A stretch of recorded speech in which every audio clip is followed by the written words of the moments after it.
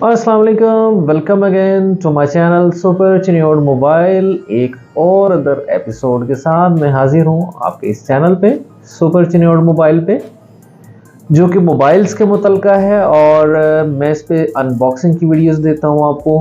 तो साथ मैंने एक सीरीज़ शुरू की है बिज़नेस के हवाले से, मोबाइल फ़ोन के बिज़नेस के हवाले से आपको मैं गाइडलाइन दे रहा हूँ, जिसमें आपको रिटेल के हवाले से, होलसेल के हवाले से मैं गाइडलाइन दे रहा हूँ। पहले हम रिटेल के हवाले से डिस्कशन कर रहे थे, जिसमें मैंने आपको पीछे 3 वीडियोस दी हैं।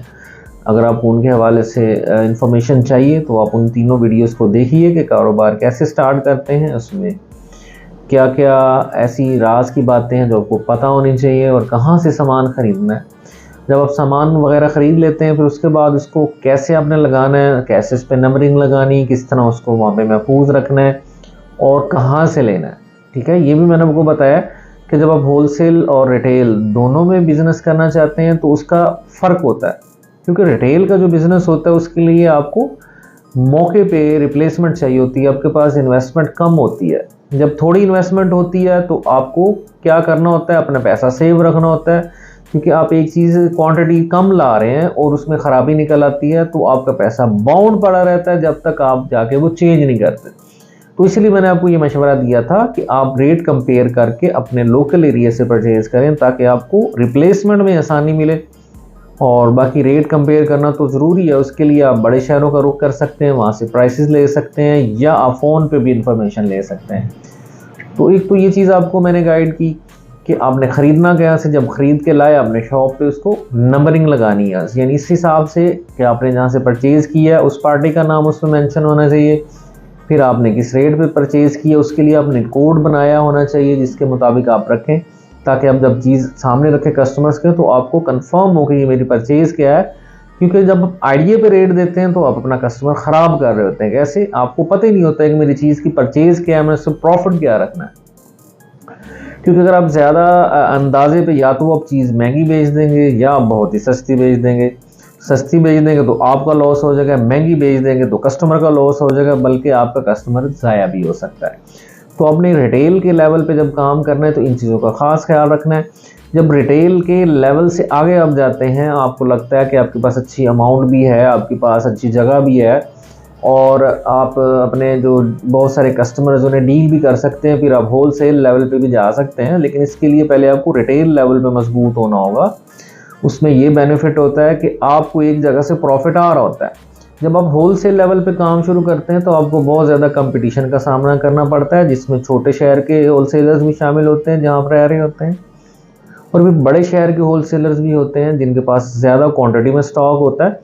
तो उसके लिए क्या होना चाहिए, आपके पास इन्वेस्टमेंट ज़्यादा होनी चाहिए, और जब आप नया काम शुरू करें तो आपका रेट कम होना चाहिए, क्योंकि आपका रेट कम होगा तभी आप दूसरे होलसेलर्स को compete कर सकेंगे। तो ये भी ज़रूरी है कि आपके पास इन्वेस्टमेंट भी हो और रेट्स भी हो। रेट आप तब अच्छे दे सकते हैं जब आप रिटेल में कमा रहे हैं, आपको पता हो कि एक तरफ से मुझे मार्जिन आ रहा है और दूसरी साइड से मैंने काम को चलाना है।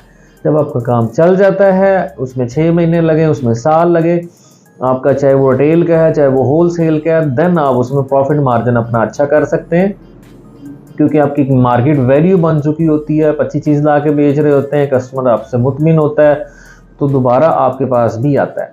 तो रिटेल होलसेल दोनों में ये चीज़ ज़रूरी है कि आपकी प्राइसेस मुनासिब हो। तो प्राइसेस मुनासिब तब होती हैं जब आप अच्छे रेट पे चीज़ ख़रीदते हैं, क्योंकि आपके साथ जो शॉप्स मौजूद हैं या आपके इलाके में जो शॉप्स मौजूद हैं वहाँ आपका कंपटीशन होता है रेट्स के हवाले से।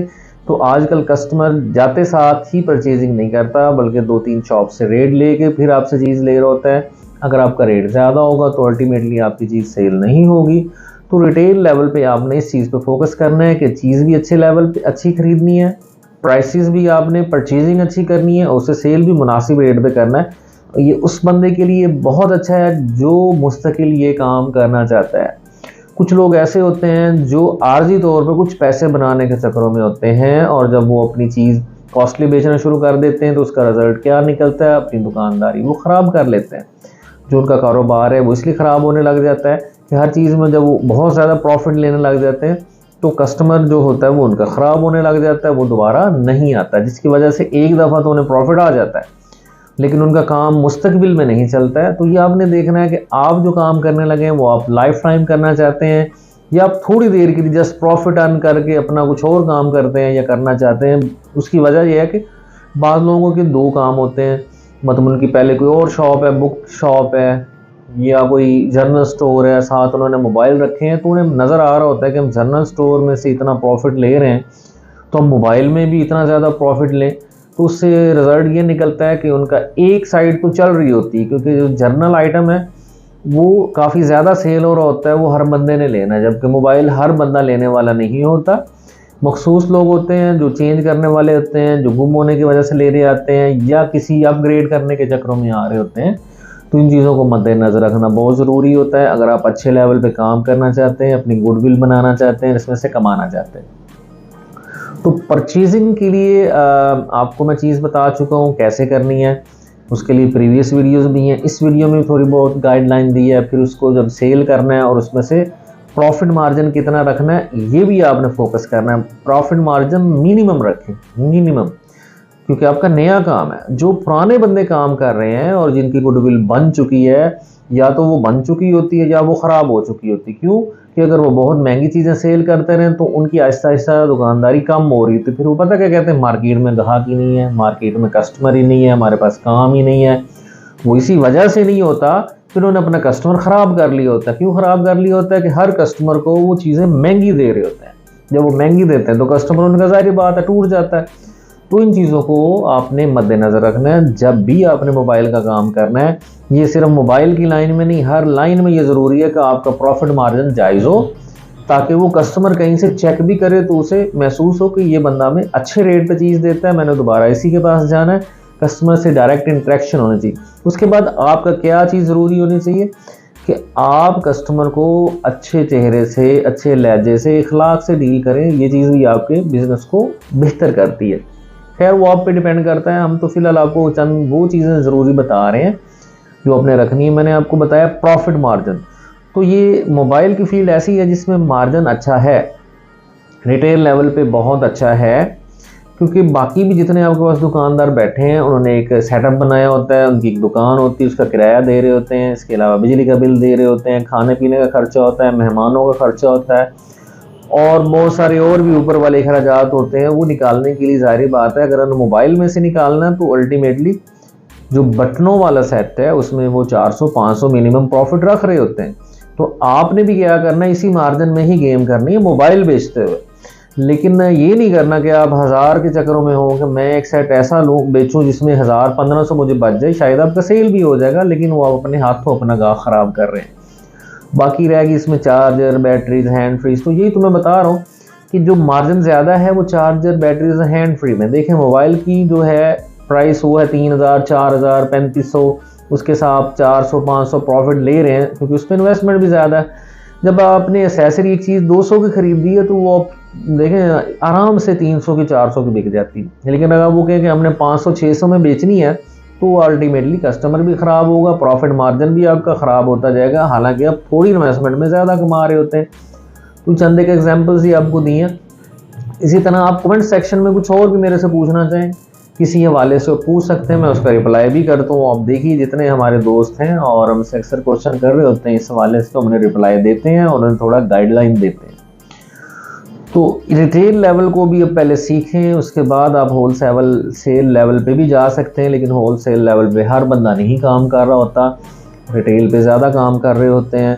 तो हमारा खैर अभी जो है हम रिटेल से होल सेल के लेवल पे चले गए हैं और हम उसको अच्छे तरीके से डील भी कर रहे हैं। और एक और चीज़ भी अपने माइंड में रखनी है कि जब आप कोई चीज़ ख़रीद रहे हैं और उसके आप फ़िक्स प्राइस भी लिख देते हैं, चाहे वो मोबाइल है, चार्जर है, बैटरी है, हैंड फ्री है, फ़िक्स प्राइस पे जो पंजाब है ख़ास तौर पे, इसमें कस्टमर मुतमिन नहीं होता, ना वो डील होता है।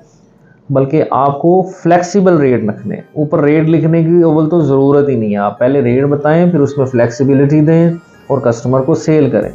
आप बेशक प्रॉफिट जायज़ ले रहे हैं लेकिन उसमें 100-50 ज़्यादा बता के कस्टमर को कम करना बेहतर है। जब आप फिक्स कर देंगे और उस पर आप ज़िद भी होंगे कि मैंने इसी रेट पे ही देना है, मैंने मज़ीद रायत नहीं करनी, तो कस्टमर आपसे नहीं लेगा। फिक्स प्राइसेस पे नहीं जाना। मार्जिन आपने इतना माइंड में रखना है कि कस्टमर कुछ डिस्काउंट भी करवाए तो भी आपको मार्जिन भी बच जाए, वो भी खुश हो जाए और आप भी। तो इसमें काफ़ी वैरायटीज़ आ रही हैं। अब सबसे ज़्यादा आजकल जिस चीज़ में मार्जिन है वो है टेम्पर्ड ग्लास, जो शीशा लगाया जाता है हिफाजत के लिए मोबाइल के ऊपर, वो आपको काफ़ी कम प्राइस में मिल रहा होता है। उसमें 9D ग्लास है और इवन 12D तक आ चुका है। उसके अलावा OG ग्लास आ चुके हैं। तो ये छोटे से ग्लास हैं, जब आप लगाते हैं कम प्राइस में तो आप 150-200 कस्टमर से ले रहे होते हैं।